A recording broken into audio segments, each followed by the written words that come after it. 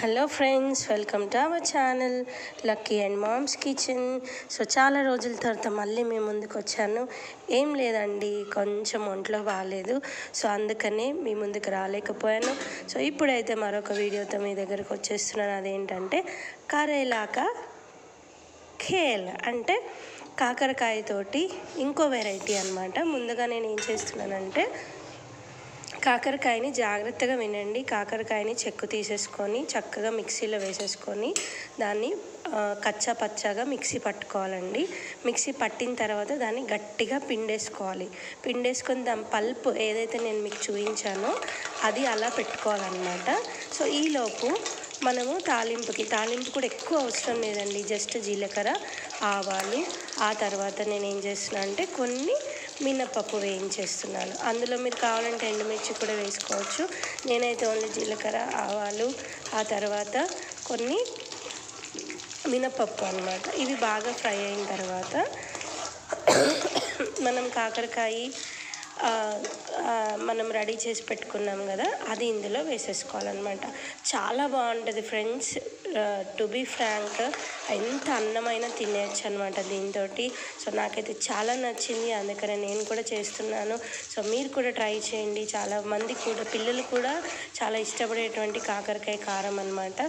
So ఇలా మినప్పప్పు వేగిన తర్వాత మనం ఏం చేస్తున్నామంటే అందులో కొంచెం కరివేపాకు వేసేసుకుందాం. కరివేపాకు బాగా వేగిన తర్వాత మనం ఆల్రెడీ కాకరకాయ పిప్పి, అంటే ఏదైతే పల్ప్ ఏదైతే ఉందో అది రెడీ చేసుకున్నాం కదా, అది వేసేసుకుందాము. ఇది వేసుకున్న తర్వాత చూస్తున్నారు కదా ఎంత పొడిగా ఉందో. గట్టిగా పిండేసుకోవాలి ఫ్రెండ్స్, అప్పుడు అందులో ఉన్న పసరు అంతా కూడా పోతుంది. మిక్సీ పట్టుకోవడం మాత్రం మర్చిపోద్దండి, అది కూడా కచ్చపచ్చగా పట్టాలి. లేదు అని అంటే చాలా జ్యూసీ అయిపోతుంది, అప్పుడు చాలా ప్రాబ్లం అవుతుంది మనకి. ఇలా వేసిన తర్వాత చాలా వరకు కూడా నూనెలో మగ్గనివ్వాలన్నమాట.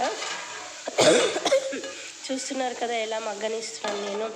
మనకి మంచి గోల్డెన్ కలర్లో వచ్చేస్తుంది.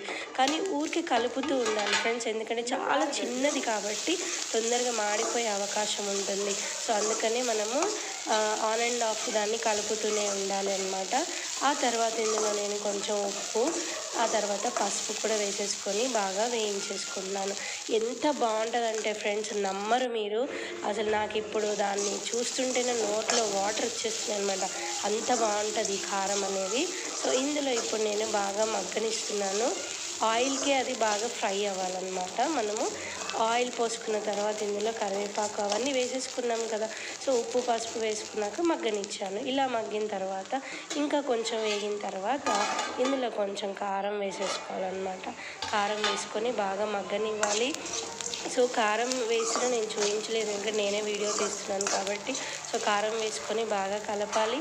కలిపిన తర్వాత ఇందులో మెయిన్ ఏంటంటే వెల్లుల్లి కారం రెండు అన్నమాట. ఫస్ట్ వెల్లుల్లి, ఆ తర్వాత కారం వేసుకుంటున్నాను.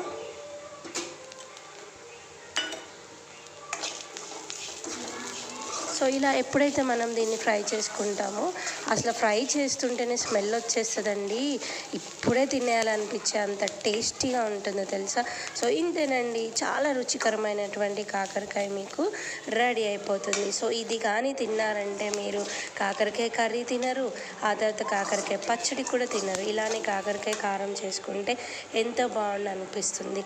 నిజంగా అండి, చాలా బాగుంటుంది. ఇందులో నేను దించే ముందు ఏం చేస్తున్నానంటే కొంచెం షుగర్ వేసుకున్నాను. కావాలంటే ఒక రెబ్బ చింతపండు కూడా వేసుకోవచ్చు అండి టేస్ట్ కోసము. అదేంటంటే మనకున్న చేదు అనేది తీసేస్తుంది. సో ఇప్పుడు కానీ దీన్ని కానీ అన్నంలో కలిపి పెట్టారంటే అండి, అసలు పిల్లలు ఇది ఏ పొటాటో ఫ్రై లేకపోతే దొండకాయ ఫ్రైయో బెండకాయ ఫ్రై అంటారు. అంతేనండి.